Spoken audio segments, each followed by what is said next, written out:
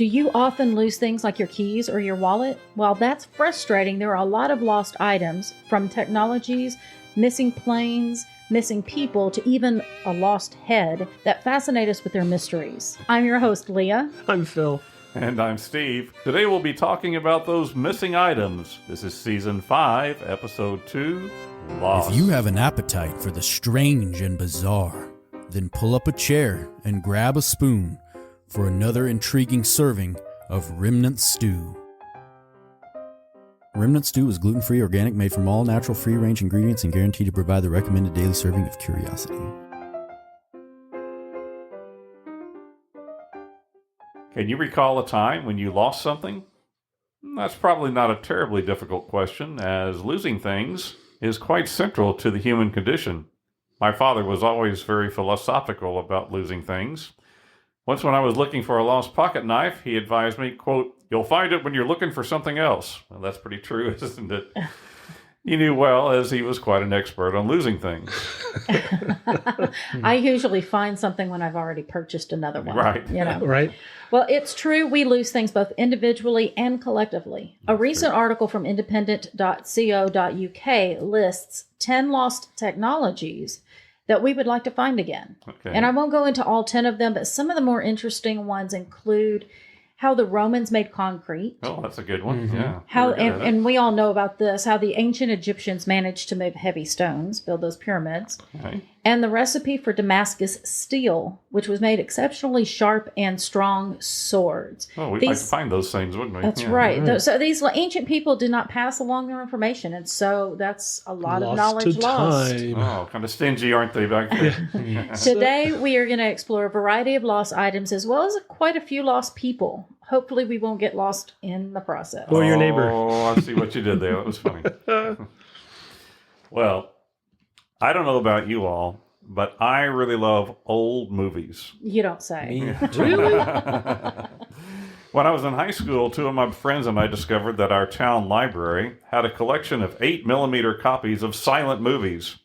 We spent many a happy evening watching these old flicks flicker from an 8mm projector that my friend Randy owned.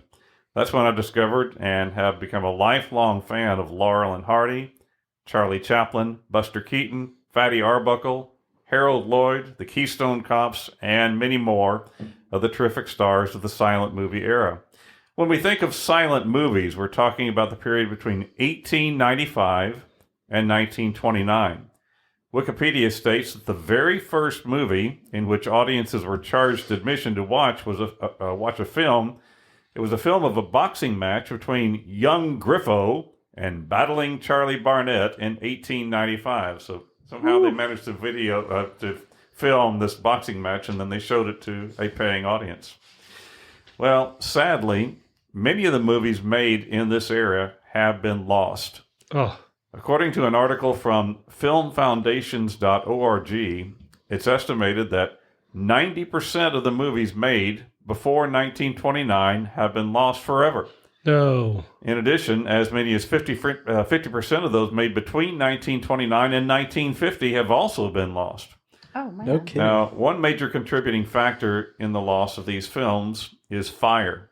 Really? Yeah. I was going to ask, did something burn down? Yeah, the same article details that before 1950, movie film was made of nitrate, which is very flammable. Right. Oh, yeah. Very flammable. Turner Classic Movies, okay, I really love that channel. On their website, tcm.com, they have a page listing major vault fires that destroyed many of these old and historic films. Some of the most notable ones include the following. In 1914, there was a fire at Lubin Studio in Philadelphia, which destroyed Oliver Hardy's first film. Oh, wow. I love him. Yeah. It also destroyed the only known footage of, actually kind of a newsreel, of the ambulance carrying President McKinley to the hospital after he was shot in 1901. He subsequently died from that wound. In 1933, there was a fire at the Warner Brothers studio that destroyed all of their first talking pictures from 1928 to 1930. So those are all lost and gone. In 1937, a fire at 20th Century Fox destroyed all of its pre-1935 films. Also, at 20th Century Fox in 1961, there was a fire and an explosion which could be heard for 3 miles away. It destroyed all of the works of the great silent film star Theda Bara. She was perhaps the most famous and popular silent film actress. Her portrayal of Cleopatra is at the top of the American Film Institute's most wanted lost movie list. Oh. And also in 1965, there was a fire at MGM which destroyed many of their silent classics. In addition to fire, incompetence has also played a role in these lost films. In 1948, Universal decided to toss out all of its silent library. They thought the old films had no value. Ooh. Can you believe that? The films were melted down for their silver content. Well, it was a new thing. Right. And they just didn't realize how valuable it would be later on that people would want. Right. Because it was a new technology, and so they had done all this time without it. Right. I think they just didn't want to store it. They just, probably the storage was part of it too. But, we got all these talking movies. Who cares about those old silent movies? Right. That, and they just got done with a bunch of fires already and lost more of them. Yeah. Well, I think it was very short-sighted. They just didn't see right. how valuable it would be later on. Now, it should be noted that the movies that were destroyed in these fires were the original film prints as well as copies. You see, originally many copies of the films were made and distributed to movie theaters throughout the country and even around the world. At the end of their run, they were supposed to be returned to the studio. Quotes. But there's always a chance, and actually we should say now the hope, that some of these copies might remain and have not been returned and could still be in the hands of private collectors. In fact, this is a little foreshadowing now, some movies that were thought to have been lost have actually been found in this way. You'll have to tune into our next episode for more on that. That's right, because this episode is lost. Our next episode is found. Can you see how clever we are? Yeah. Patting ourselves on the back here. Ouch, it just pulled a muscle. This next story is pretty bizarre. In the same era as those silent movies that you were describing, there occurred a real-life mystery that grabbed the attention of people nationwide. Wow. It involved the strange disappearance of a somewhat well-known writer and journalist named Ambrose Bierce. Bierce with a B. Bierce was born in Ohio in 1842. Not much is known about his early life, but when the Civil War began in the 1860s, Bierce joined the Union forces.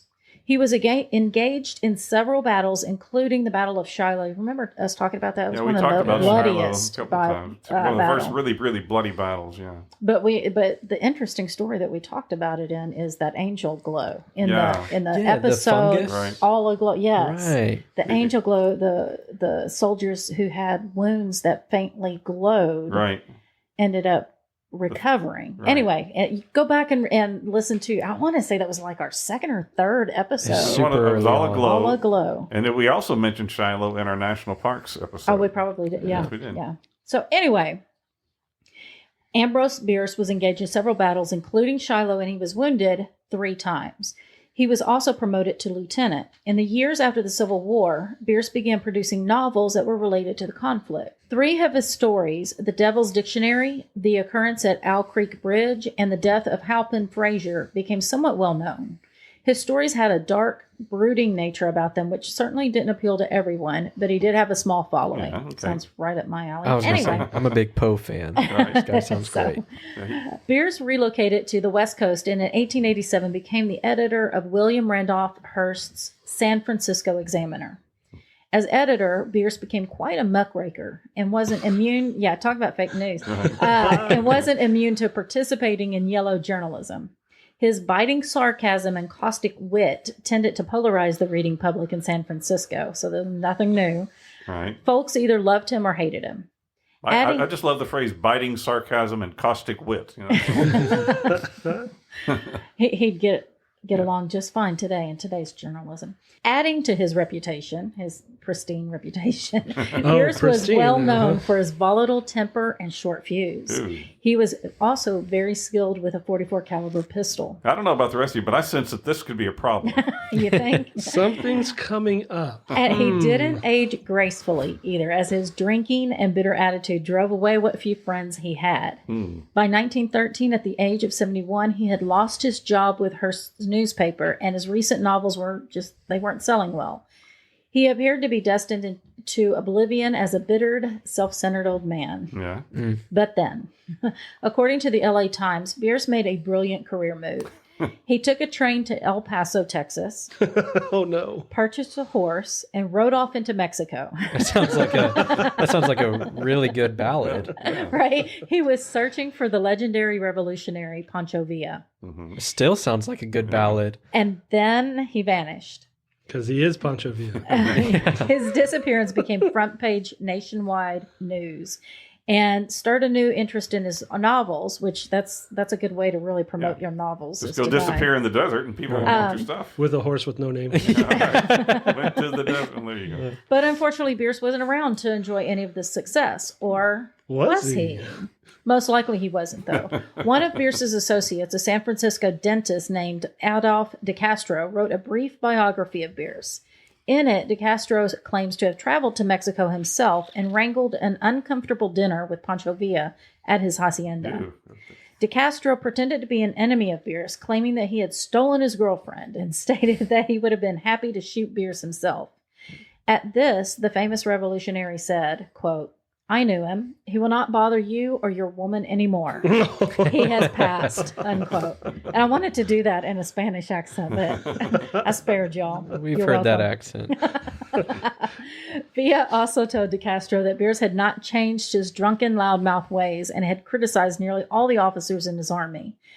After the dinner broke up, Pancho Villa's brother, Hippolito, I like that name, Hippolito, told de Castro, quote, "This old cabron," which is a bad name, questioning your parentage, sat for days drinking tequila, and in his drunkenness criticized my brother. Imagine this, unquote. He was asking for trouble, wasn't he? Begging for it at that point. If de Castro's account is true, then it is likely that Bierce died in Mexico of a bullet from Pancho Villa's own pistol. But we don't know for sure, and there's a recent development which provides a potential alternative ending to Bierce's life. Aliens. Yes. You know what? When I was reading through this earlier, I knew you were going to say that. I really did. Foreshadowing. According to HowStuffWorks.com, not Ancient Aliens, in 2002, a researcher named Jack Silverstein came across an old letter to the editor of a Marfa, Texas newspaper, which I love, Marfa, Texas. Right. That had been written by a man with a different story. According to this letter, the man stated that when he was a teenager back in 1914, he and some friends had been out riding near the Rio Grande River and had come across an older man who was in pretty bad shape. The man identified himself as Ambrosia and claimed to have been the author of several books, one of which had devil in its title. This fellow paid the young man and his friends to help him get to the nearest railway station. However, by the time they reached Marfa, the man had died. The letter claims that he was buried in an unmarked grave in Marfa. Well, that sounds plausible. Is ambrosia not a skin condition? No. What am I thinking of? No, ambrosia is like the food of the gods. Yeah. It's something, yeah. So Right. I don't know what you're thinking of. We're just leaving that one alone, folks. Moving on. Eczema? I don't know. Okay. Ambrosia. Anyway. His name was Ambrose. So. No, Icar is the food of the gods. Okay, we're way off. I have no idea. Ambrosia is the food of the gods, but Okay. similar to Ambrose, as Ambrose Pierce. Back to the subject. If you know what Sam's talking out, please drop us a line. Another theory, though, about Bierce claims that he quietly re-entered the U.S. and made his way to Saratoga, New York, where he married and lived out his life in peace. Yeah, it doesn't sound like him. It doesn't, right? It doesn't. A nice thought, but highly unlikely due to his temperament. So suddenly he got sober. Yeah. And Nice. Yeah. No, not happening. and quiet, right? Yeah. Still, another theory is that instead of going to Mexico, Bierce traveled to his favorite destination, the Grand Canyon, and just jumped off the cliff. Jeez. No, I don't see that happening with a loudmouth person. Like No. Well, but this had been the fate of a character in one of his stories, and I think that's where the theory came from. But it's also very highly Yeah, well, unlikely. that's a little plausible though, because he did write about it. So. Did he go down with a yell of Geronimo? Ambrosia. In one of his final letters before he disappeared, Bierce wrote, quote, goodbye. If you hear of my being stood up against a Mexican stone wall and shot to rags, please know that I think it is a pretty good way to depart this life. It beats old age, disease, or falling down the cellar stairs. Unquote. And maybe he probably got what he wanted then. He was a character. He went to pick a fight, and he lost. Hey, you. Yes, you there listening to this podcast. Have we told you lately just how much we appreciate you? Well, we do. So much. And so can we ask for a favor? It's an easy favor. If you would, please take just a couple of minutes to give us a review on whatever app you're listening on. It may not seem like a lot, but it really does make a difference. Yeah, it's all about algorithms, altruisms, Pythagorean theorems, all that techie stuff, which boils down to the fact that it helps other listeners and sponsors find us. So if you enjoy Remnant Stew, it would mean a lot if you took the time to give us a review. Thanks so much. Yeah, thanks. Right. Well, that last story was pretty interesting, Leah, and it actually has a connection to this story. And yes, it involves that famous revolutionary Pancho Villa. But before we get to the lost part, let's learn a bit about this legendary figure. Born Jose Doroteo Arango Arambula in the Mexican state of Durango in 1878, he was left in charge of his peasant family after his father died in the 1890s. One morning in 1901, he arrived home to a scene of chaos. It appears that the owner of the land on which the family were peasant farmers had attempted to rape his 15-year-old sister. Goodness. Taking his father's pistol, he shot the man 3 times, killing him. In the confusion that resulted from this killing, he fled into the mountains and began his life as a fugitive. The following year, 1902, he was captured and forcibly inducted into the Mexican army. A few months later, he killed an army officer, stole his horse, and fled north to Chihuahua. There he changed his name to Francisco Pancho Villa, and he claimed to be the illegitimate son of the famous bandit Agustin Villa. That's probably not true, but that was just his claim. At this time, Mexico was suffering under the dictatorship of a stern ruler named Porfirio Diaz. Porfirio, Porfirio Diaz. Over the next several years, Pancho Villa led a group of some 1,500 revolutionaries in numerous attacks against the Diaz government, but they also likely raided and murdered anyone who got in their way. It's difficult to separate fact from legend concerning Pancho Villa, as his history is a mixture of tall tales and actual events. One actual event that is well established involved a raid into the United States. Did you know this? Oh, wow, really? In 1916, Pancho Villa and his army were severely lacking in horses and ammunition. The United States Army had a fortress near the town of Columbus, New Mexico, which is just 3 miles north of the border. And as we said before, yes, New Mexico is part of the United States, even though many Americans don't realize that. Villa led a group of 600 men on a midnight raid of the town and its garrison. The raid did result in some captured ammunition, but Villa lost between 90 and 100 men. On the United States side, some 10 soldiers and 8 civilians were killed. The raid enraged the American public, and President Wilson authorized troops to go into Mexico to capture Villa, a task they did not manage to complete. They did go into Mexico, but they didn't manage to capture Villa. And this is so much the Wild West. Right, Yeah. Even in the 1920s. In 1920, Villa cut a deal with the newly elected president of Mexico. He agreed to cease his revolutionary activities in exchange for a 25,000-acre hacienda, a car, amnesty for himself, and some 200 of his soldiers. Oh, yes, and 500,000 gold pesos. Sounds like he cut a pretty fine deal, doesn't it? But, you know, just because you make peace with the government doesn't mean you don't still have enemies. One morning in 1923, while running errands in the nearby town of Parral, Chihuahua, Villa's car was ambushed and he was shot 40 times. Wait, That'll they gave him the hacienda and the car and the pesos? Right. Yeah, isn't that crazy? Yeah. All I have to do is go raid an army base and I get Well, you an got to get about hacienda? 1,500 people on your side. You know, A re-election, a new president, and you told him you'd stop. with a weak military that but can't really only go if. after you. Yeah. Yeah. I'll But make you any also- promises not to raid an army base for that much. I mean, Right. But he was also like, they had a hard time finding him and killing him. Like Right. they were really looking for him, and he just Yeah, he was pretty Eluded elusive. it was everybody. elusive. Elusive. I mean, they had a lot of people Although that guy from San Francisco, that Dennis found him and had dinner with him, so Yeah. we're to believe him. De Castro, that's right. Several suspects were arrested and given short sentences. Villa's body was buried in the Parral Cemetery. Now we come to the lost part, because that is the title of this episode. One morning in 1926, a cemetery worker discovered something that shocked all of Mexico. Pancho Villa's grave had been dug up in the middle of the night. The casket was opened, and the revolutionary's head was missing. Thus began the mystery of Pancho Villa's lost head. Now, like, what do you do with that? Like, you put it on your mantle just for... Well, somebody might have it there. We're going to get to where we For think house it is guests. now. Yeah. It might surprise you where we think it has ended up. It's in the museum as a bronze. No, it's in a statue. bottle of tequila. That's a big bottle. The Mexican police settled on one suspect, an Iowa-born Swedish-American named Emil Louis Holmdahl. Oh, that makes total sense. Yeah. Mm-hmm. Sure, it's not the dentist. Well, he had actually been part of the United States Army search for Villa after the Columbus raid. Okay. He said that he was staying in the Parral area because he was, looking for a lost treasure. So, As you do. Holmdahl was arrested and detained. However, a search of his hotel room and belongings came up empty. He claimed that he had spent the night in question in a cantina, a fact which was verified by many of the cantina's patrons. After a couple of days, Holmdahl was released, and he left town and went to El Paso, Texas.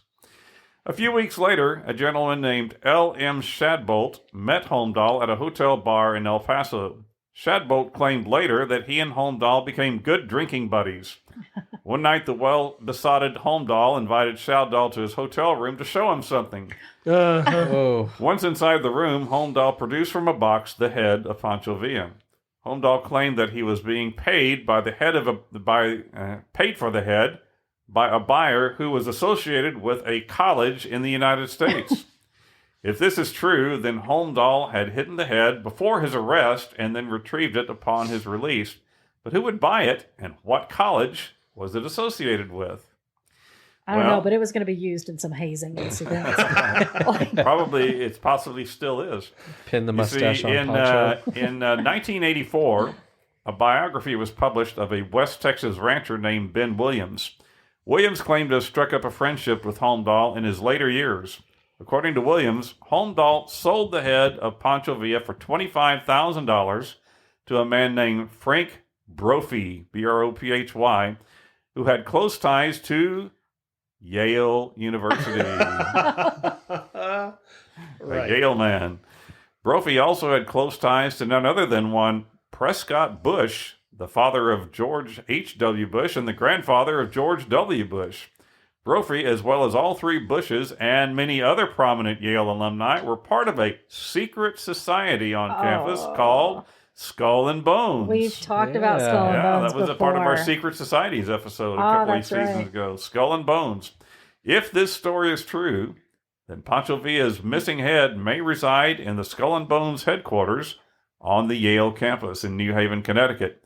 True or not, the story of Pancho Villa's missing head remains one of the biggest mysteries in Mexican history. It's in the Vegas desert, right next to Hoffa. Listen, we need somebody. We need And somebody Ambrose to Pierce. infiltrate the Skull and Bones and report back to us. Well, there- it's a- Legally. We only got half the story. We do know about the skull. I wonder whose bones they have. I don't know, but the building on the Yale campus is known as the Crypt because it has no windows and it's just a long. It's right in the middle of the campus, but it's you can't go in there unless you're a part of the Skull and Bones Society. The information from this article came primarily from a website called Yucatan Times and also some from Wikipedia. All right. This next story is about a woman named Barbara Follett. She was an amazing young woman, kind of a prodigy. She was born in 1914 in New Hampshire, and her father was an editor and literary critic. Her mother was a children's book author. Barbara was truly a child prodigy. At age 12, she published her first novel called A House Without Windows. Wow. In it, she expressed her deep love and appreciation for nature. 2 years later... What were you doing at 12, Sam? That's right. No, not that. Step to it, people. Like you're just wasting your life. But 2 years later, at 14, her second novel called The Voyage of the Normandy, which was a part true and part fictitious account of a trip she took to Nova Scotia. Okay.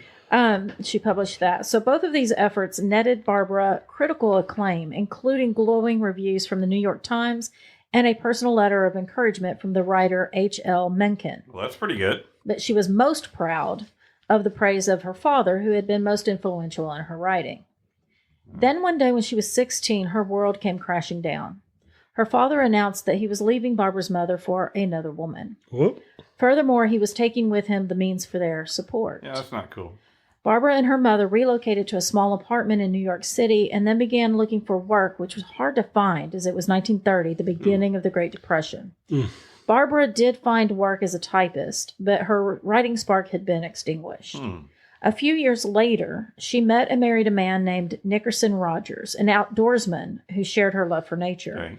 It was a happy marriage at first. The couple enjoyed nature hikes and even backpacked through Europe. But as time went along, the marriage began to sour. Oh. Barbara suspected Nickerson of having an affair. Then, after an argument on a cold winter day in December 1939, Barbara walked out of her Brooklyn apartment and was never seen again. Oh. Barbara's disappearance is still surrounded by questions. Why would a promising young author simply walk out on her life? Why would she only take $30 in a notebook? Why did her husband wait for 2 weeks before he reported her disappearance? And why did he list her under his last name rather than her more famous maiden name? It wasn't until 1966 that the press picked up on the fact that Barbara Follett had actually gone missing. So because he used his name or married name. It didn't. The news didn't break catch into the on, news.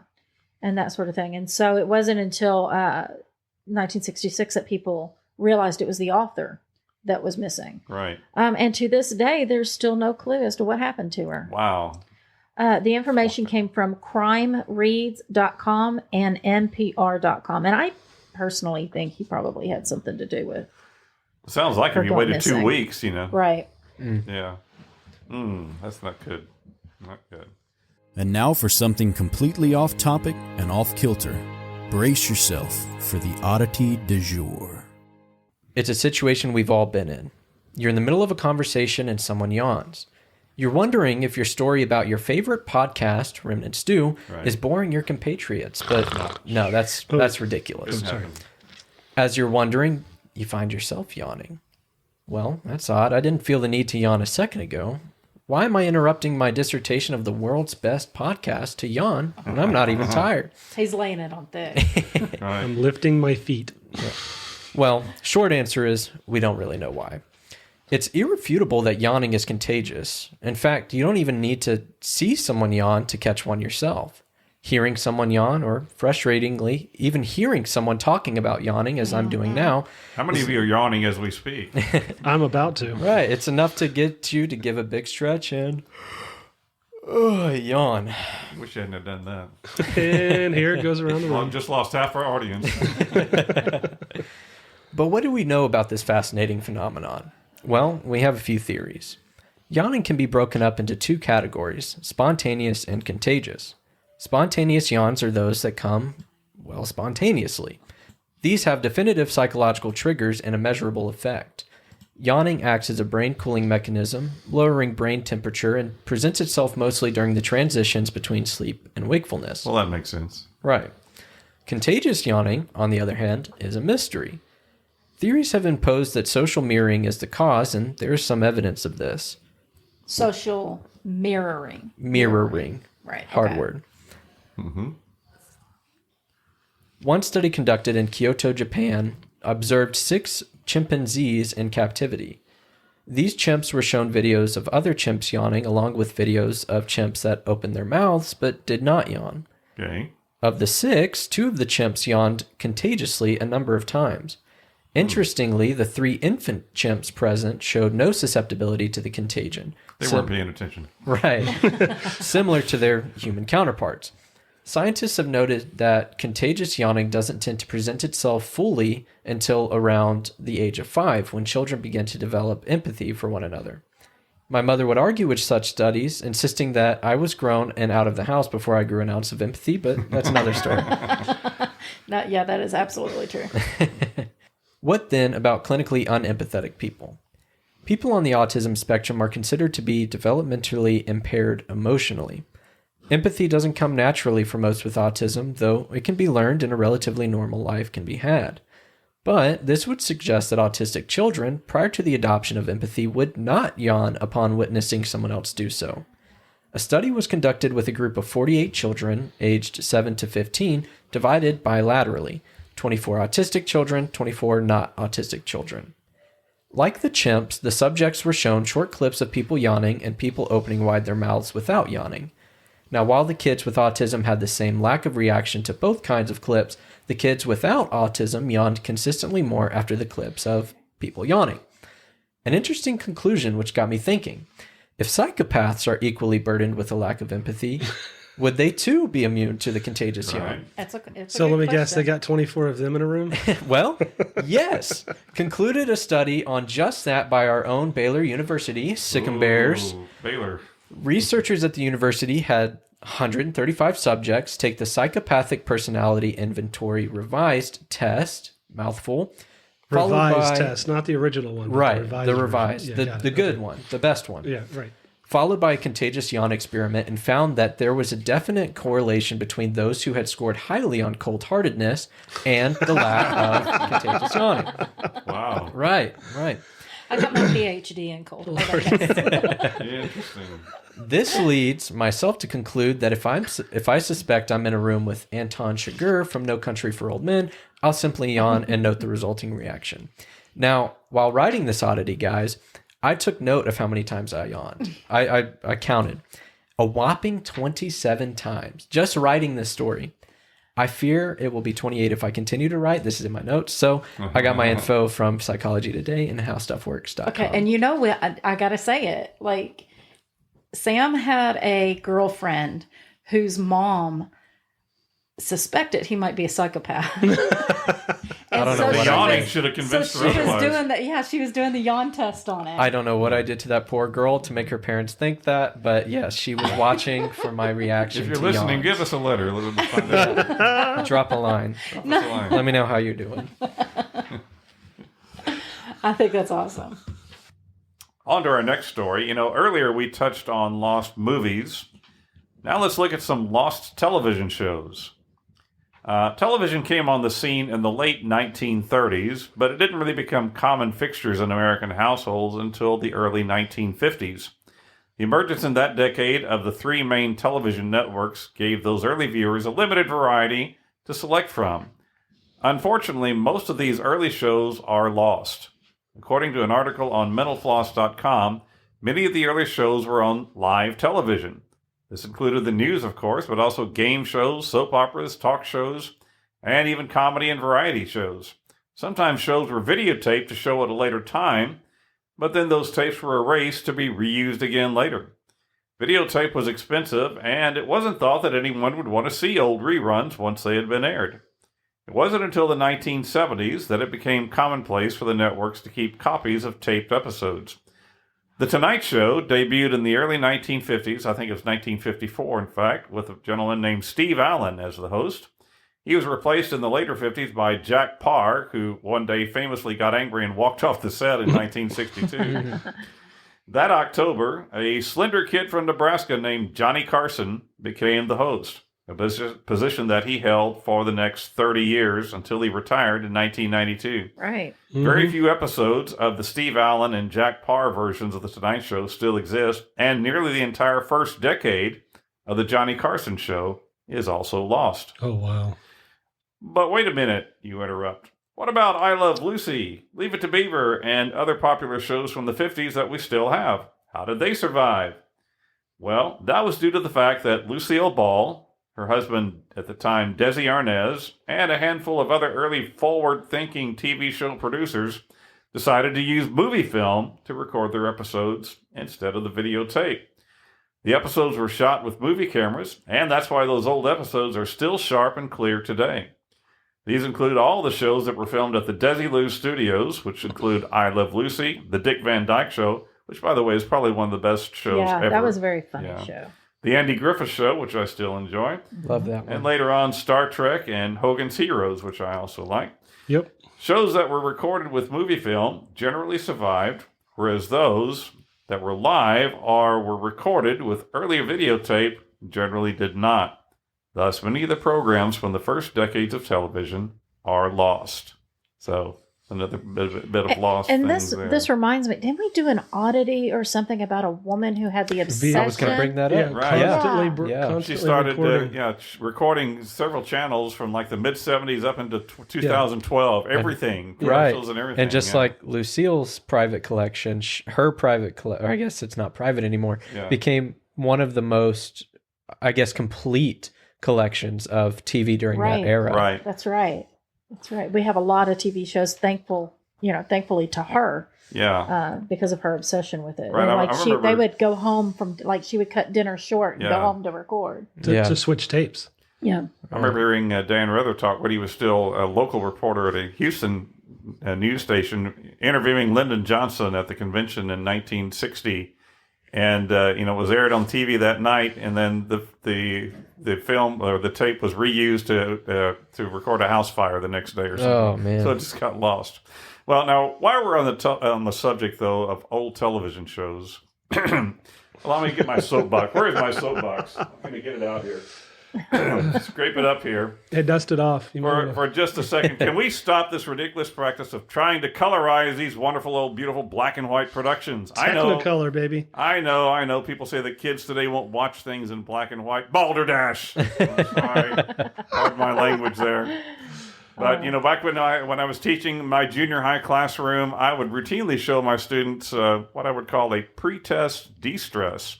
Right before they took a unit test, I would show them a brief comedy clip. It would always be an old black and white comedy clip that they had never seen before, likely, and they loved them. It was really refreshing. You wouldn't believe it how much fun it is to watch junior high school kids belly laugh at Lucille Ball's Vitamita Vegemin routine, or Jack Benny and Mel Blanc's Psy skit, or Abbott and Costello's Who's on First. That was always a favorite. Kids are smart. And when given a chance, they can spot quality material and appreciate amazing talent from 70 years ago without someone washing the picture with faded funeral home-looking color. There, I said it, and I feel better now. Well, anyone from my era of television, I'm 24 now, so anyone growing up watching Nickelodeon, Boomerang, or Cartoon Network we were inundated with the commercials for Shirley Temple. That Oh, I love Shirley. oh Temple. yeah, but On the good commercial, ship, lollipop. yeah, but the commercial was trying to sell hard the fact that they had colored Yeah, a lot of them. That's right. Oh, And, And it I looks remember, bad. I remember thinking back too, because we also grew up on the Andy Griffith Show, The Right. Rifleman, these good TV shows as well. And I remember, thinking color is just not, it doesn't do it justice. No, it doesn't do it right. Right. So here's a little fun fact: the Addams Family. Yeah. The Addams Family show was filmed in black and white, but their set was pink. Yeah. That's right. It was Remember pink because it looked really good in black and white. Right. And so if you Google it and look up Addams Family set in color, Right. you can see it's all pink. It's really cool. Black and white movies in television shows, they just had this good quality about the photography in them. It did, And, yeah, the it's very contrast. crisp And, and- often they use light shining through a Venetian blinds and made reflections on people. And Yes. oh man, I love some of those. Film old noir. That's Oh, right. yeah. That's Film right. noir, right? Yeah. And so, okay, and wasn't the first, I don't know if it was the first, it was one of the first, The Wizard of Oz. Yeah. It was the movie that started in black and white and then went into Technicolor. Right. It That was 1939. The Yeah. Wizard of Oz. But it wasn't It wasn't- colorized. yeah. It was. It was actually in Yeah. color. Of course, So- color film was expensive to use, and process in those times. So that's why it was most movies were black and white up until the 60s, So Okay, one more fun fact, I believe. Don't quote me on it'll this. be but fun. It may not be a fact. but go Psycho. ahead. In Psycho, they used chocolate syrup as the blood in the shower scene Oh. because Oh, it yeah. didn't have to be Didn't the have to be correct red. color, Right, but it 'cause needed to there's- be the correct The viscosity. shower head in that scene is large. Like, I think it's like 3 feet across to get Oh, the really? cam. To Yeah, get to the get right- the that the makes shot sense, yeah. in the Yeah. shower head. Yeah. Wow. Okay, moving on from TV. Talk about TV Psycho all and- day. All right, just tell us about another missing person, Leah. Here's a cool missing person. Our listeners might recall our season 2 episode titled "Incredible Survival." That was Episode a really 24. cool. Yeah, episode 24. One of the stories featured in that episode was that of 21-year-old Helen Claiborne, who was a passenger in a small plane piloted by 45-year-old Ralph Flores. In February of 1963, the pair were flying from Fairbanks, Alaska to Seattle, Washington, when their plane made a forced landing in mountainous terrain during a snowstorm. Mm-hmm. Remember that story. Not only did they survive the crash landing, but also for the next 42 days, which is how long it took for them to be rescued. Yeah. It was just this incredible survival story.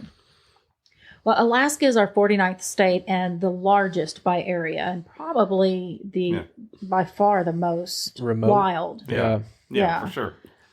Its mountainous terrain and notoriously unpredictable weather makes all kinds of travel there difficult, and perhaps especially so for small airplanes, which brings us to our next story.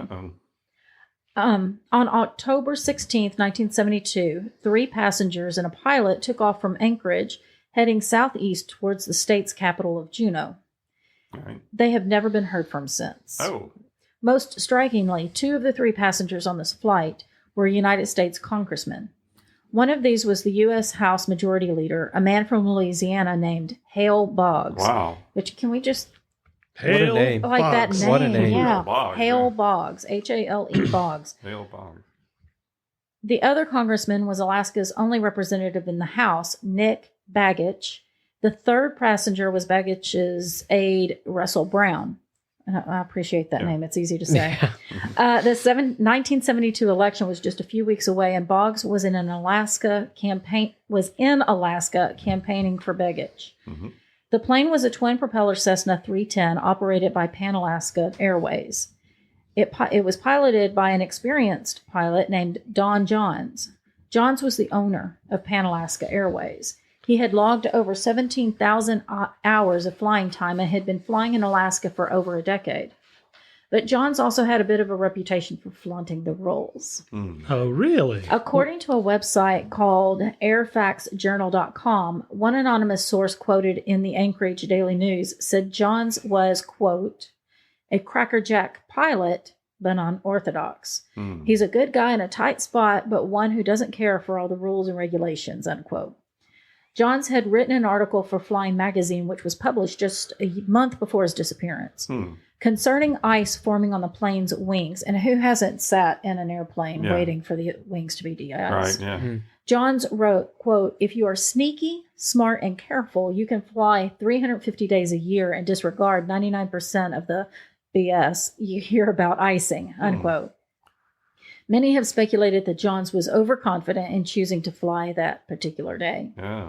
When the plane didn't arrive in Juneau, an immediate search was conducted.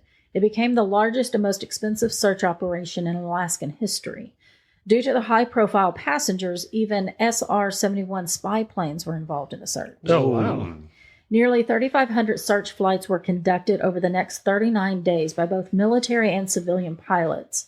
Mountain passes were searched on foot by mountain climbing specialists, but no trace of the lost plane or its passengers have ever been located. Wow, you can imagine that those are high-profile people. Particularly, you've got the House Majority Leader, right? And right, and then another congressman. That's going to get people wondering. Okay, did somebody take them out? Or something like that. Yeah, but then flying the plane is the owner of Pan Alaska. Right. He was flying That's it right. himself. So he's Yeah. he's pretty Some prominent pretty there. high stakes people. You want your pilot to be confident, but maybe not overconfident. Yeah, Yeah, maybe humble. But Hopefully follow the rules this time. no Yeah. wreckage, no anything has ever been located. In addition to airfaxjournal.com, some information also came from sitnews.us, which is based in Ketchikan, Alaska. Oh, interesting story.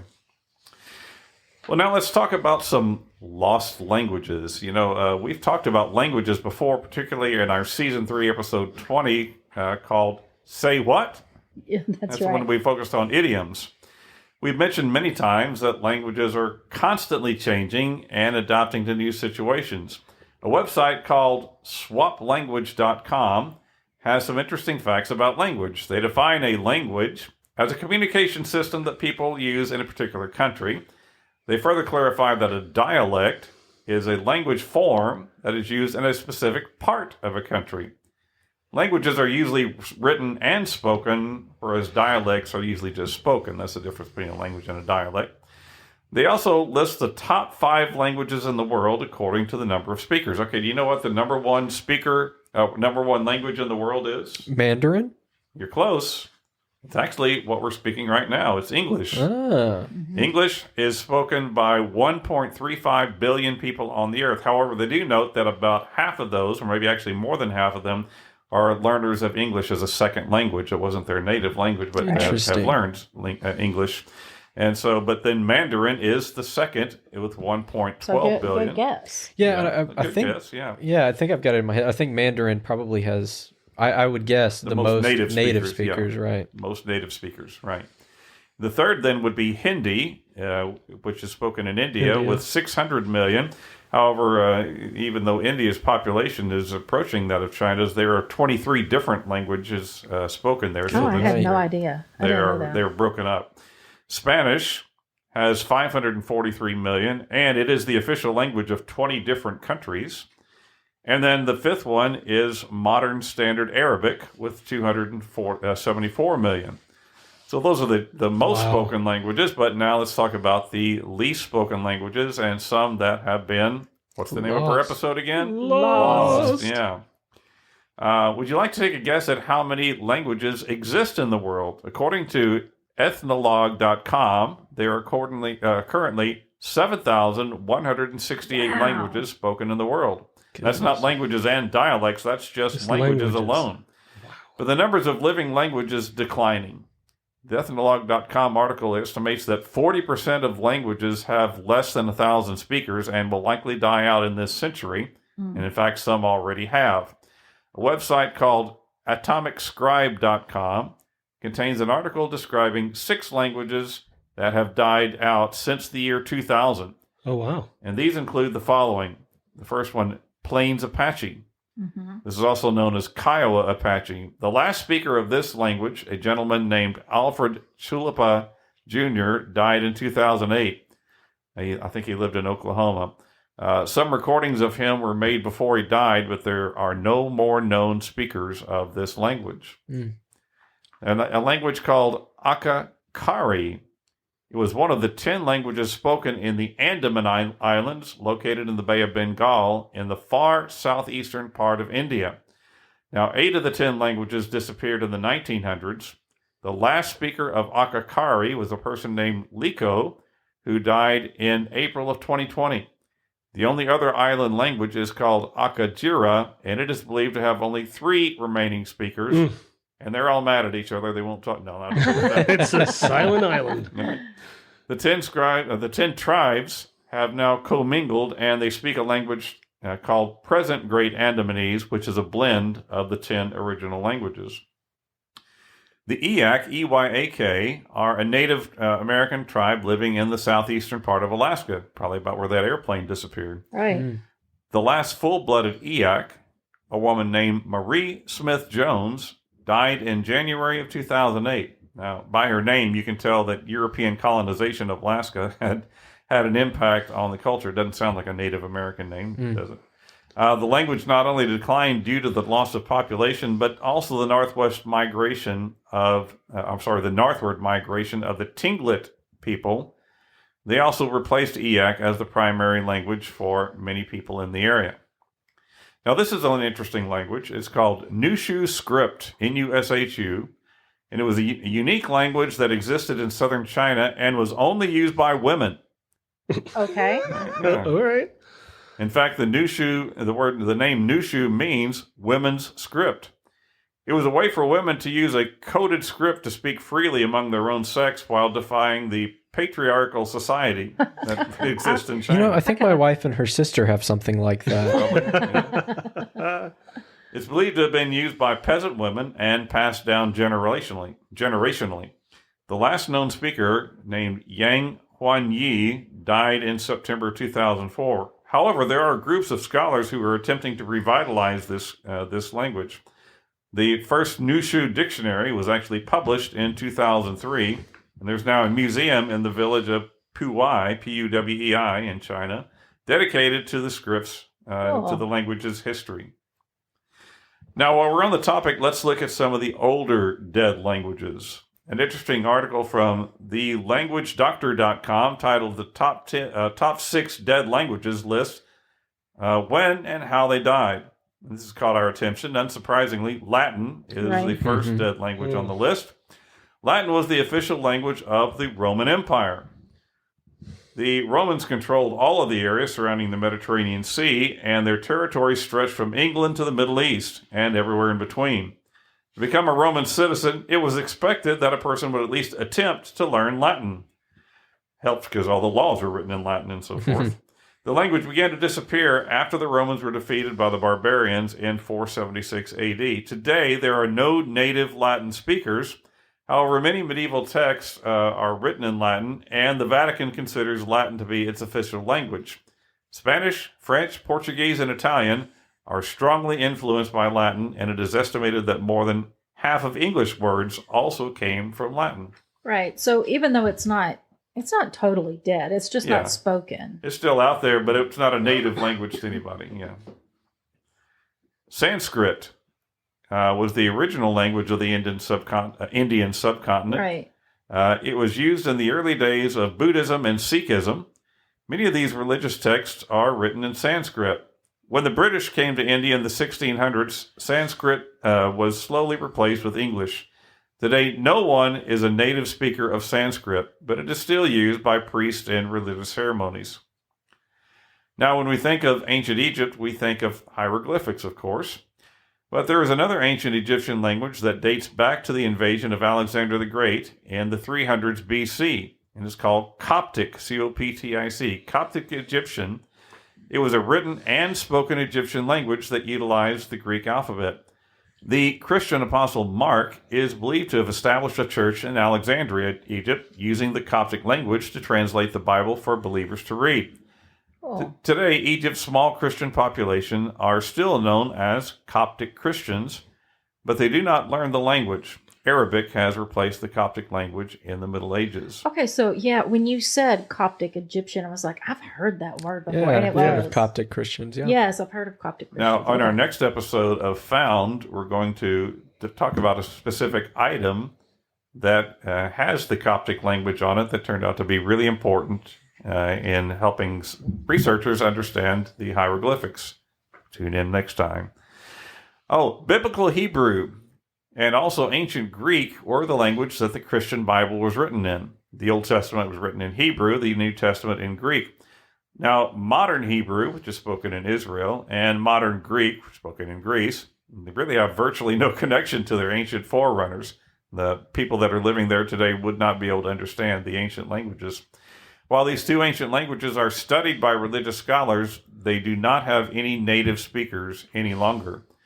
Biblical Hebrew was spoken by religious Jews and rabbis up into the 20th century, but the practice largely died out as a result of the Holocaust, which targeted Jewish rabbis. And we mentioned Egyptian hieroglyphics earlier, but there is a written language thought to be even older, and that is cuneiform, which was used in ancient Mesopotamia, or present-day Iraq and Iran. While cuneiform was written, the Mesopotamians also had a spoken language called Akkadian, Akkadian. Not the same Akkadians that we have in North America. It's a different Akkadian. Akkadian was spoken from 2800 BC up until around 500 AD. It was slowly replaced by Aramaic, which evidently was simpler to learn. As mentioned above, the New Testament was written in ancient Greek, but Jesus and his disciples actually spoke Aramaic. That's right. So, some interesting tidbits about lost languages. Wow.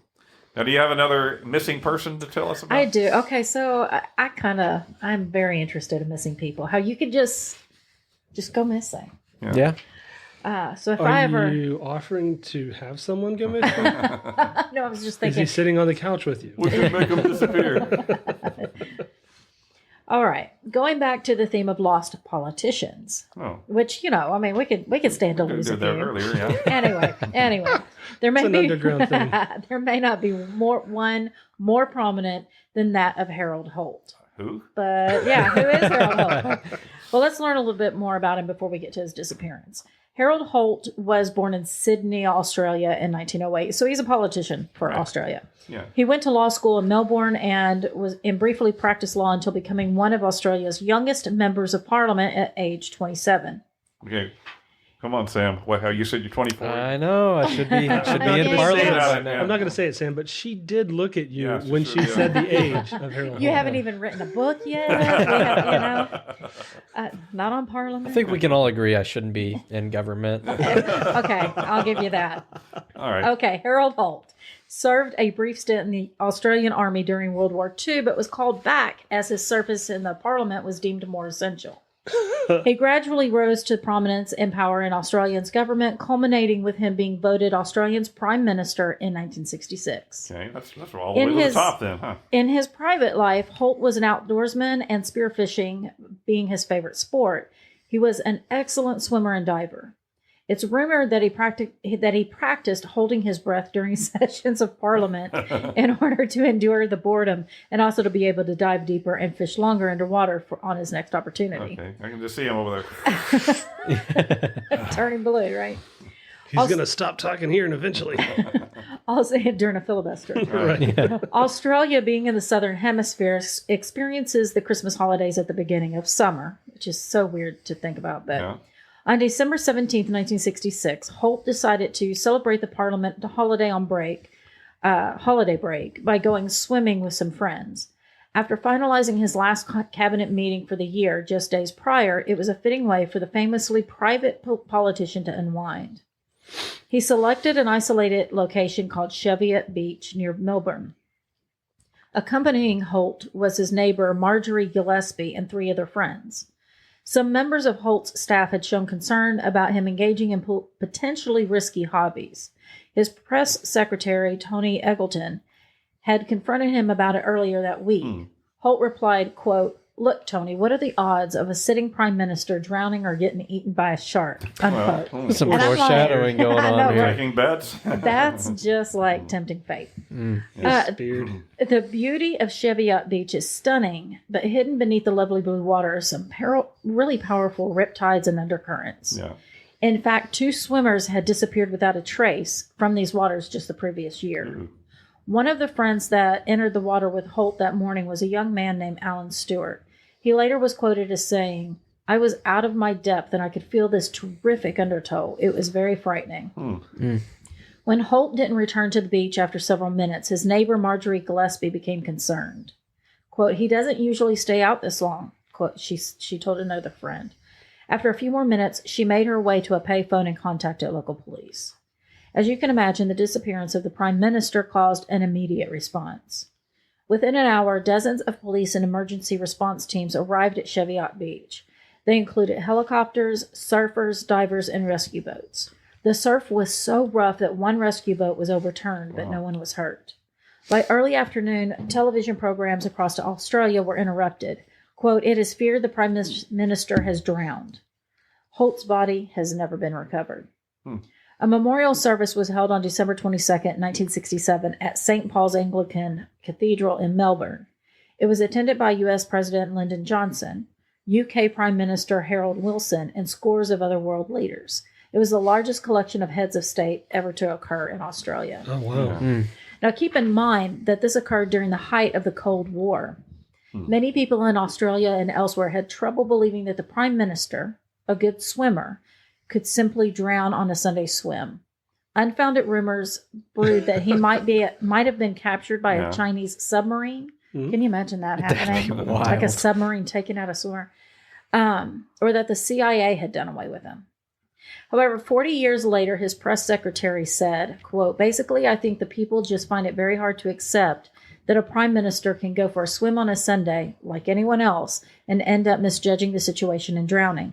But that's what happened," unquote. This information came from naa.gov.au and from abc.net.au.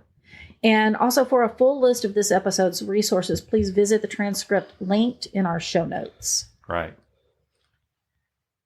Phil here reminding you to check out our Facebook and Instagram pages at Remnant Stew Podcast. Drop us an email at staycurious@remnantstew.com. just to say hi or to let us know about any topics you would like to hear us cover in an upcoming episode. We love to hear from you. Remnant Stew is a part of Rook and Raven Ventures and is created by me, Leah Lamp. Steve Meeker researches and writes each episode that we then host together. Our audio producer is Philip Sinkfeld. The oddity du jour is brought to you by none other than Sam Lamp. Yay, That's Sam. me. Theme music is by Kevin MacLeod with voiceover by Morgan Hughes. Special thanks goes out to Brandy Nichols and Judy Meeker. Well, now before you go, please hit the follow button so you won't miss an episode. Head on over to Apple Music and leave us a review. We love reading those reviews. Share Remnant Stew with your friends, your family, Hale Boggs and Harold Holt and Pancho Villa's Head, in case you haven't run into that too. Up until next time, remember to choose to be kind and always stay curious.